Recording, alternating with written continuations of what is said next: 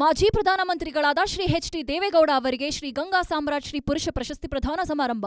ಅವರ ಬದುಕು ಮತ್ತು ಸಾಧನೆ ಪುಸ್ತಕದ ಜನಾರ್ಪಣೆ ಮತ್ತು 93 ವಿವಿಧ ಸಾಧಕರಿಗೆ ಪ್ರಶಸ್ತಿ ಪ್ರದಾನ ಸಮಾರಂಭ ದಿನಾಂಕ 22 ಜೂನ್ 2025 ಭಾನುವಾರ ಸಮಯ 2 ಗಂಟೆಗೆ ಸ್ಥಳ ಡಾಕ್ಟರ್ ಬಾಬು ಜಗಜೀವನ್ ರಾಮ್ ಭವನ, ಸುಮನಹಳ್ಳಿ ಜಂಕ್ಷನ್ ಹತ್ತಿರ. ಕಾಂಗ್ರೆಸ್ನಲ್ಲಿ ಬಿ.ಆರ್. ಪಾಟೀಲ್ ಆಡಿಯೋ ಸಾಕಷ್ಟು ಸದ್ದು ಮಾಡ್ತಾ ಇದೆ, ಸಾಕಷ್ಟು ಸಂಚಲನವನ್ನ ಉಂಟು ಮಾಡ್ತಾ ಇದೆ. ಸರ್ಕಾರವನ್ನ ಮತ್ತೆ ಸಂಕಷ್ಟಕ್ಕೆ ಸಿಲುಕಿಸುತ್ತಾ ಆ ಒಂದು ಆಡಿಯೋ. ನಾನು ಹೇಳಿದ್ದೇ ಸತ್ಯ ಅಂತ ಹೇಳ್ತಾ ಇದ್ದಾರೆ ಶಾಸಕ ಬಿ.ಆರ್. ಪಾಟೀಲ್. ಎಲ್ಲಾ ಸರ್ಕಾರಗಳಲ್ಲೂ ಭ್ರಷ್ಟಾಚಾರ ನಡೆದಿತ್ತು, ನಾವು ಜನಪರ ಆಡಳಿತವನ್ನ ಕೊಡ್ತೀವಿ ಅಂತ ಅಂದು ಅಧಿಕಾರಕ್ಕೆ ಬಂದಿದ್ದೇವೆ. ಆದ್ರೆ ಸರ್ಕಾರದಲ್ಲಿ ಹೀಗೆಲ್ಲ ಆಗಬಾರ್ದಿತ್ತು, ಸರ್ಕಾರದಲ್ಲಿ ಆಡಳಿತ ಸರಿ ಆಗ್ತಾ ಇಲ್ಲ ಅಂತ ಹೇಳಿ ಬಿ.ಆರ್. ಪಾಟೀಲ್ ಹೇಳಿಕೆ ಕೊಟ್ಟಿದ್ದಾರೆ. ಪಂಚಾಯಿತಿಗಳಲ್ಲಿ ದುಡ್ಡು ಕೊಟ್ಟು ಮನೆಗಳನ್ನ ತೆಗೆದುಕೊಂಡಿದ್ದಾರೆ, ಆದರೆ ನಾನು ಕೊಟ್ಟಂತಹ ಪತ್ರಗಳಿಗೆ ಮನೆಗಳೇ ಆಗಿಲ್ಲ. ಸಿಎಂ ಕರೆದು ಮಾಹಿತಿಯನ್ನ ಕೇಳಿದ್ರೆ ಹೋಗಿ ಮಾಹಿತಿಯನ್ನ ಕೊಡ್ತೀನಿ, ನಾನು ಸತ್ಯವನ್ನೇ ಹೇಳಿದ್ದೇನೆ, ಅದರಲ್ಲಿ ತಪ್ಪೇನಿದೆ ಅಂತ ಹೇಳಿ ಪಾಟೀಲ್ ರಿಯಾಕ್ಟ್ ಮಾಡಿದ್ದಾರೆ. ಕಾಂಗ್ರೆಸ್ ಸರ್ಕಾರಕ್ಕೆ ಆಳಂದ ಶಾಸಕ ಬಿ.ಆರ್. ಪಾಟೀಲ್ ಒಂದಲ್ಲ ಒಂದು ರೀತಿಯಲ್ಲಿ ಬಿಸಿ ಮುಟ್ಟಿಸ್ತಲೇ ಇದ್ದಾರೆ. ತಮ್ಮ ಪಕ್ಷದ ವಿರುದ್ಧವೇ ಹೇಳಿಕೆ ಕೊಡುವಂತಹ ಕೆಲಸಗಳನ್ನ ಮಾಡ್ಕೊಳ್ತಾ ಬರ್ತಾ ಇದ್ದಾರೆ. ಒಂದು ರೀತಿಯಲ್ಲಿ ನೋಡಿ, ಕಾಂಗ್ರೆಸ್ ಸರ್ಕಾರಕ್ಕೆ ಅಧಿಕಾರಕ್ಕೆ ಬಂದ ಸಂದರ್ಭದಿಂದಲೂ ಕೂಡ ಆರಂಭದ ವರ್ಷದಲ್ಲೇ ಅವರು ಒಂದು ಹೇಳಿಕೆ ಕೊಟ್ಟಿದ್ರು, ಅವರು ಒಂದು ಪತ್ರವನ್ನ ಕೂಡ ಬರ್ತಿದ್ರು. ಆ ಒಂದು ಪತ್ರ ಇದೆಯಲ್ಲ, ಅಲ್ಲೋಲ ಕಲ್ಲೋಲವನ್ನ ಕೂಡ ಸೃಷ್ಟಿ ಮಾಡಿತ್ತು. ಇದೀಗ ಪಾಟೀಲ್ ಆಡಿಯೋ ಸಂಭಾಷಣೆ ವೈರಲ್ ಆಗ್ತಾ ಇದೆ. ಬಿ.ಆರ್. ಪಾಟೀಲ್ ಇಂತಹ ನಡೆಗಳು ಸರ್ಕಾರಕ್ಕೆ ಒಂದು ರೀತಿಯಲ್ಲಿ ನುಂಗಲಾರದಂತಹ ಬಿಸಿ ತುಪ್ಪವಾಗಿ ಪರಿಣಮಿಸ್ತಾ ಇದೆ. ಆಳಂದ ಶಾಸಕರ ಮುಜುಗರ ಉಂಟು ಮಾಡಿದಂತಹ ಪ್ರಸಂಗ ಇದೇ ಮೊದಲೇನಲ್ಲ. ನಿರಂತರವಾಗಿ ನಡೀತಾ ಇದೆಯಾ? ಹಾಗಾದ್ರೆ ಎಲ್ಲಾ ಸರ್ಕಾರಗಳಲ್ಲಿ ನಡೆದಿತ್ತು. ಇಲ್ಲಿ ನಾವು ಜನಪರವಾಗಿ ಆಡಳಿತ ಕೊಡ್ತೀವಿ ಅಂತ ಹೇಳಿ ಬಂದಿದ್ದೀವಿ. ಇದಾಗಬಾರ್ದಾಗಿತ್ತು ಸರ್. ತಾವು ದುಡ್ಡು ಕೊಟ್ಟು ಮಾಡಿಸ್ಕೊಂಡು ತಮ್ಮ ಕ್ಷೇತ್ರ ರೀತಿ ದುಡ್ಡು ಕೊಟ್ಟು ಮಾಡಿಸ್ಕೊಂಡು ಹೋಗ್ತಾ ಇದಾರೆ ಎಲ್ಲರೂ, ಎಲ್ಲ ಎಮ್.ಎಲ್.ಎಗಳು. ಎಲ್ಲರಿಲ್ಲ, ಒಂದು 5-6 ಪಂಚಾಯತ್ಗಳಲ್ಲಿ ದುಡ್ಡು ಕೊಟ್ಟು ಮಾಡ್ಕೊಂಡು ಹೋಗಿದ್ದಾರೆ. ನಾನು ಪತ್ರ ಕೊಟ್ಟದ್ದು ಆಗಿಲ್ಲ, 4 ಪತ್ರ ಕೊಟ್ಟಿದ್ದೀನಿ ನನ್ನ ಕ್ಷೇತ್ರಕ್ಕೆ ಮನೆಗಳು ಕೊಡ್ಬೇಕಂತ, ಆಗಿಲ್ಲ. ಅವರು ಪಂಚಾಯತ್ ಚೇರ್ಮನ್ಗಳು ಹೋದ್ಮೇಲೆ ಮಾಡ್ಕೊಂಡು ಬಂದಿದ್ದಾರೆ. ಹೋಗ್ತೀನಿ, ಖಂಡಿತ ಹೋಗ್ತೀನಿ. ಅವ್ರು ನಮ್ಮ ನಾಯಕರು, ಹೇಳ್ತೀನಿ. ಎಐಸಿಸಿ ಕೂಡ ಈ ಸಂಬಂಧ ತಮ್ಮ ಆಡಿಯೋ ತರಿಸ್ಕೊಂಡಿಲ್ಲ. ಆ ಮಟ್ಟಿಗೆ ನಾನು ಬೆಳೆದಿಲ್ಲ ಎಐಸಿಸಿ. ಸರ್ಕಾರ ಅಲ್ವಾ ಸರ್, ಭ್ರಷ್ಟಾಚಾರದಲ್ಲಿ ತೊಡಕೊಂಡಿದೆ. ಏನ್ ನೆಗೆಟಿವ್ ಏನ್ರಿ? ಸರ್ಕಾರ ಇಲಾಖೆಯಲ್ಲಿ ಶಾಸಕರೇ ಬಹಿರಂಗ ಮಾಡ್ತಾ ಇದ್ದಾರೆ ಸರ್ಕಾರದಲ್ಲಿ. ಇಲ್ಲ, ಸತ್ಯವನ್ನೇ ಹೇಳಿದ್ದೀನಿ, ಸತ್ಯವೇ ಹೇಳಿದ್ದೀನಿ. ನಿರಂತರವಾಗಿ ನಡೀತಾ ಇದೆಯಾ? ಹಾಗಾದ್ರೆ ಎಲ್ಲಾ ಸರ್ಕಾರಗಳಲ್ಲಿ ನಡೆದಿತ್ತು. ಇಲ್ಲಿ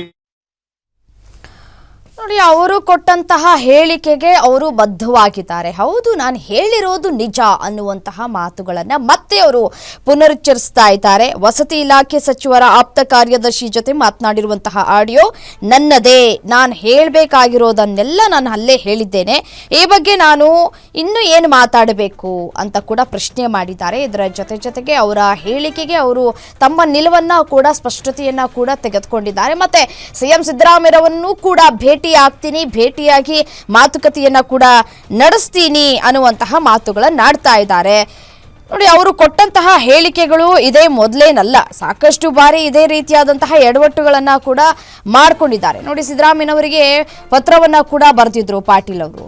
ಸೊ ನೋಡಿ, ಪದೇ ಅವರು ಈ ರೀತಿಯಾಗಿ ಎಡವಟ್ಟುಗಳ ಮೇಲೆ ಎಡವಟ್ಟುಗಳನ್ನ ಮಾಡ್ಕೊಳ್ತಾ ಇದ್ದಾರೆ. ಇದೀಗ ಬಿಜೆಪಿ ಕೂಡ ರಾಜೀನಾಮೆಯನ್ನ ಕೊಡಬೇಕು, ಅವರು ರಾಜೀನಾಮೆಯನ್ನ ತೆಗೆದುಕೊಳ್ಳಿ ಅಂತ ಹೇಳಿ ಆಗ್ರಹಿಸ್ತಾ ಇದೆ. ಶಾಸಕರ ಕೆಲಸಗಳಾಗ್ತಾ ಇಲ್ಲ, ಸಚಿವರು ಮರ್ಯಾದೆಯನ್ನ ಕೊಡ್ತಾ ಇಲ್ಲ ಅಂತ ಹೇಳಿ 10ಕ್ಕೂ ಹೆಚ್ಚು ಶಾಸಕರ ಸಹಿ ಸಂಗ್ರಹಿಸಿ ಪತ್ರವನ್ನು ಕೂಡ ಬರೆದಿದ್ರು ಬಿ.ಆರ್. ಪಾಟೀಲ್. ಬಳಿಕ ಆ ಪತ್ರ ತಾವು ಬರ್ದಿಲ್ಲ ಅಂತ ಹೇಳಿ ಸ್ಪಷ್ಟನೆಯನ್ನ ಕೂಡ ಕೊಟ್ಟರು. ಬಟ್ ಆದ್ರೆ ಈ ಒಂದು ವಿಚಾರಕ್ಕೆ ಸಂಬಂಧಪಟ್ಟಂತೆ ತಮ್ಮ ನಿಲುವನ್ನ ತಾವು ಸ್ಪಷ್ಟತೆಯನ್ನ ತೆಗೆದುಕೊಂಡಂತೆ ಕಾಣಿಸ್ತಾ ಇದೆ. ಅವ್ರು ಕೊಟ್ಟ ಹೇಳಿಕೆಗಳೆಲ್ಲವೂ ಕೂಡ ಸತ್ಯ ಅನ್ನುವಂತಹ ಮಾತುಗಳನ್ನ ಆಡ್ತಾ ಇದ್ದಾರೆ. ಇದೀಗ ಈ ಒಂದು ವಿಚಾರ ಬಿಸಿ ತುಪ್ಪವಾಗಿದೆ ರಾಜ್ಯ ಸರ್ಕಾರಕ್ಕೆ. ಕಾಂಗ್ರೆಸ್ಗೆ ಬಿ.ಆರ್. ಪಾಟೀಲ್ ಎಂಬ ಬಿಸಿ ತುಪ್ಪ, ಹಿರಿಯ ಶಾಸಕನ ರೆಬೆಲ್ ನಡೆಗೆ ಬ್ರೇಕ್ ಹಾಕೋದೇ ಒಂದು ಸವಾಲಾಗ್ಬಿಟ್ಟಿದೆ. ಇದೀಗ ಕಾಂಗ್ರೆಸ್ಗೆ ಏನ್ ಮಾಡೋದು, ಅವರ ನಡೆಗೆ ಅನ್ನುವಂತಹ ಪ್ರಶ್ನೆಗಳು ಕೂಡ ಇದೀಗ ಕಾಡ್ತಾ ಇದೆ. ಮತ್ತೆ ಹೈಕಮಾಂಡ್ ನಾಯಕರು ಕೂಡ ಮಧ್ಯಪ್ರವೇಶ ಮಾಡುವಂತಹ ಸಾಧ್ಯತೆಗಳು ಕೂಡ ಇದೆ. ಈ ರೀತಿಯಾಗಿ ಬಹಿರಂಗವಾಗಿ ಹೇಳಿಕೆ ಕೊಡೋದು ಸರ್ಕಾರದ ವಿರುದ್ಧ, ತಮ್ಮ ಸರ್ಕಾರದಲ್ಲೇ ಈ ರೀತಿಯಾಗಿ ಎಲ್ಲ ಆಗ್ತಾ ಇದೆ ಅನ್ನುವಂತಹ ಮಾತುಗಳನ್ನಾಡೋದು ಎಷ್ಟು ಸರಿ ಅನ್ನುವಂತಹ ಪ್ರಶ್ನೆಗಳು ಕೂಡ ಇದೀಗ ಉದ್ಭವ ಆಗ್ತಾ ಇದೆ. ನೋಡಿ, ಇಲಾಖೆ ಅಂದರೆ ವಸತಿ ಇಲಾಖೆಯಲ್ಲಿ ನಡೆದಂತಹ ಭ್ರಷ್ಟಾಚಾರದ ಬಗ್ಗೆ BR ಪಾಟೀಲ್ ಆರೋಪವನ್ನು ಏನು ಮಾಡಿದ್ರು ಅದಕ್ಕೆ ಅವರು ಸಮಂಜಸವನ್ನು ಕೂಡ ಕೊಡ್ತಾ ಇದ್ದಾರೆ. ಹೌದು, ಈ ಹಿಂದೆಯೂ ಕೂಡ ಸರ್ಕಾರಕ್ಕೆ ಮುಜುಗರ ಸೃಷ್ಟಿಸಿದಂತಹ BR ಪಾಟೀಲ್ ಅವರು ವಸತಿ ಇಲಾಖೆಯ ಭ್ರಷ್ಟಾಚಾರದ ಬಗ್ಗೆ ಮತ್ತೆ ಗಂಭೀರವಾದಂತಹ ಆರೋಪವನ್ನು ಮಾಡ್ತಾ ಇದ್ದಾರೆ. ಮತ್ತಷ್ಟು ಡೀಟೇಲ್ಸ್ ಕೊಡ್ತಾ ಹೋಗ್ತಾರೆ. ಇದೇ ವಿಚಾರಕ್ಕೆ ಸಂಬಂಧಪಟ್ಟಂತೆ ವೀರೇಶ್ ದಾನಿ ಫೋನು ಸಂಪರ್ಕದಲ್ಲಿದ್ದಾರೆ. ಎಸೇನು ವೀರೇಶ್, ಕಾಂಗ್ರೆಸ್ಗೆ BR ಪಾಟೀಲ್ ಎಂಬ ಬಿಸಿ ತುಪ್ಪ ಹಿರಿಯ ಶಾಸಕನ ರೆಬೆಲ್ ನಡೆಗೆ ಬ್ರೇಕ್ ಹಾಕೋದೇ ಸವಾಲಾಗಿದೆ ಇದೀಗ. ಖಂಡಿತವಾಗಿಯೂ ರಮ್ಯಾ, ಕಾಂಗ್ರೆಸ್ ಸರ್ಕಾರಕ್ಕೆ ಹಿರಿಯ ಶಾಸಕರಾಗಿರ್ತಕ್ಕಂಥ BR ಪಾಟೀಲ್ ರವರು ಬಿಸಿ ತುಪ್ಪ ಅನ್ನೋದಕ್ಕಿಂತ ಸರ್ಕಾರದಲ್ಲಿ ನಡೀತಿರ್ತಕ್ಕಂಥ ವಾಸ್ತವ ಸಂಗತಿಗಳನ್ನ ಬಹಳಷ್ಟು ಮನನೊಂದು ಅವರು ಈ ವಿಚಾರವನ್ನ ಹೊರಹಾಕಿದ್ದಾರೆ ಅಂತ ಹೇಳಿದ್ರೆ ತಪ್ಪಾಗ್ಲಿಕ್ಕಿಲ್ಲ ಅಂತ ಹೇಳ್ಬೋದು. ಯಾಕಂತಂದ್ರೆ ಅವರ ಕ್ಷೇತ್ರಕ್ಕೆ, ಆಳಂದ ಕ್ಷೇತ್ರಕ್ಕೆ ಗ್ರಾಮ ಪಂಚಾಯಿತಿ ಮಟ್ಟದಲ್ಲಿ ರಾಜೀವ್ ಗಾಂಧಿ ವಸತಿ ನಿಲಯ ಯೋಜನೆ ಅಡಿಯಲ್ಲಿ 2,000 ಮನೆಗಳಿಗೆ ಹಂಚಿಕೆಯನ್ನ ಮಾಡಿ ಅಂತ ಹೇಳಿ ಪತ್ರವನ್ನ ಕೊಟ್ರೆ, ಆದ್ರೆ ಶಾಸಕರುಗಳ ಪತ್ರಗಳಿಗೆ ಮಾತ್ರ ಬೆಲೆ ಕೊಡ್ತಾ ಇಲ್ಲ.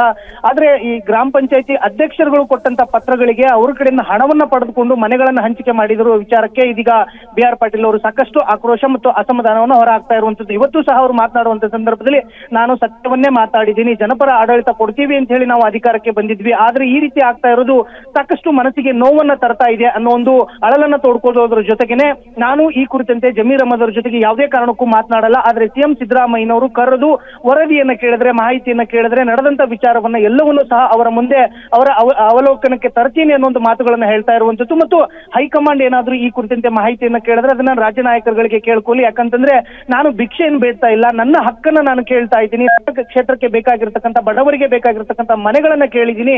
ಇದನ್ನೇ ದೊಡ್ಡ ಸಂಗತಿ ಮಾಡೋದು ಅಷ್ಟೊಂದು ಮಟ್ಟಿಗೆ ಸರಿಯಲ್ಲ ಅನ್ನೋ ಒಂದು ಆಕ್ರೋಶ ಮತ್ತು ಅಳಲನ್ನ ತೋಡ್ಕೋತಾ ಇರುವಂತದ್ದು ರಮ್ಯಾ. ನೋಡಿ, ಯಾವುದೇ ಇಲಾಖೆಗೆ ಹೋದ್ರೂ ಲಂಚ ಇಲ್ಲದೆ ಕೆಲಸ ಆಗೋದಿಲ್ಲ ಅನ್ನೋದನ್ನ ಅವರು ಈ ಸಂದರ್ಭದಲ್ಲಿ ಕೊಟ್ಟಿರುವಂತಹ ಹೇಳಿಕೆ ರಾಜ್ಯ ಕಾಂಗ್ರೆಸ್ ಸರ್ಕಾರಕ್ಕೆ ಒಂದ್ ಕಡೆ ಮುಜುಗರವನ್ನ ಉಂಟು ಮಾಡ್ತಾ ಇದೆ. ಸಮಯ ಸಿಕ್ಕಾಗಲ್ಲ ಸರ್ಕಾರದ ವಿರುದ್ಧ ಅವರು ತಮ್ಮ ವಾರನ್ನ ಮುಂದುವರಿಸ್ತಾ ಇರ್ತಾರೆ. ಇದಕ್ಕೆ ಕಡಿವಾಣ ಹಾಕೋದು ಹೇಗೆ ಅಂತ ಹೇಳಿ. ರಮ್ಯಾ, ಇದಕ್ಕೆ ಕಡಿವಾಣ ಹಾಕ್ಬೇಕಾಗಿರುವಂತದ್ದು ನೇರವಾಗಿ ರಾಜ್ಯ ಸರ್ಕಾರನೇ ಅಂತ ಹೇಳ್ಬೇಕು. ಅವರೇನೆ ಇದಕ್ಕೆ ಕಡಿವಾಣ ಹಾಕ್ಬೇಕಾಗಿರುವಂತದ್ದು. ಆದ್ರೆ ಈ BR ಪಾಟೀಲ್ ಅವರ ಒಬ್ಬರದೇ ಅಳಲಲ್ಲ ಅಂತ ಹೇಳಿ ಅವರೇ ಹೇಳ್ಕೊತಾ ಇದ್ದಾರೆ. ಇದು ನನ್ನ ಕ್ಷೇತ್ರದ ಪರಿಸ್ಥಿತಿ ಅಷ್ಟೇ ಅಲ್ಲ, ಎಲ್ಲ ಕ್ಷೇತ್ರಗಳ ಪರಿಸ್ಥಿತಿನೂ ಇದೇ ರೀತಿ ಆಗ್ತಾ ಇರುವಂತದ್ದು. ಶಾಸಕರುಗಳ ಪತ್ರಗಳಿಗೆ ಸಚಿವರುಗಳು ಬೆಲೆಯನ್ನ ಕೊಡ್ತಾ ಇಲ್ಲ, ನಾವು ಬರೆದಂತ ಮನೆಗಳಿಗೆ ನಾವು ಕೇಳಿರ್ತಕ್ಕಂಥ ಮನೆಗಳನ್ನ ನಮ್ಗೆ ಕೊಡ್ತಾ ಇಲ್ಲ. ಆದ್ರೆ ಯಾರೋ ಗ್ರಾಮ ಪಂಚಾಯತಿ ಅಧ್ಯಕ್ಷರು ಬಂದು ಹಣವನ್ನ ಕೊಟ್ಟು ಮನೆಗಳನ್ನ ಇವತ್ತು ಮಂಜೂರು ಮಾಡ್ಕೊಂಡು ಹೋಗ್ತಾ ಇರೋದು ಎಷ್ಟರ ಮಟ್ಟಿಗೆ ಸರಿ ಅನ್ನೋ ಒಂದು ಅಳಲನ್ನ ಇವತ್ತು BR ಪಾಟೀಲ್ ಅವರು ಹೇಳ್ಕೊಳ್ಳೋದ್ರ ಜೊತೆಗೆ ನಾನು ನನ್ನ ಹಕ್ಕನ್ನ ಕೇಳ್ತಾ ಇದ್ದೀನಿ, ಭಿಕ್ಷೆಯನ್ನ ಬೇಡ್ತಾ ಇಲ್ಲ ಅನ್ನೋ ಒಂದು ಮಾತನ್ನ ಹೇಳ್ತಾ ಇರುವಂತದ್ದು ರಮ್ಯಾ. ರೈಟ್, ಥ್ಯಾಂಕ್ ಯು ತಮ್ಮ ಮಾಹಿತಿಗಾಗಿ.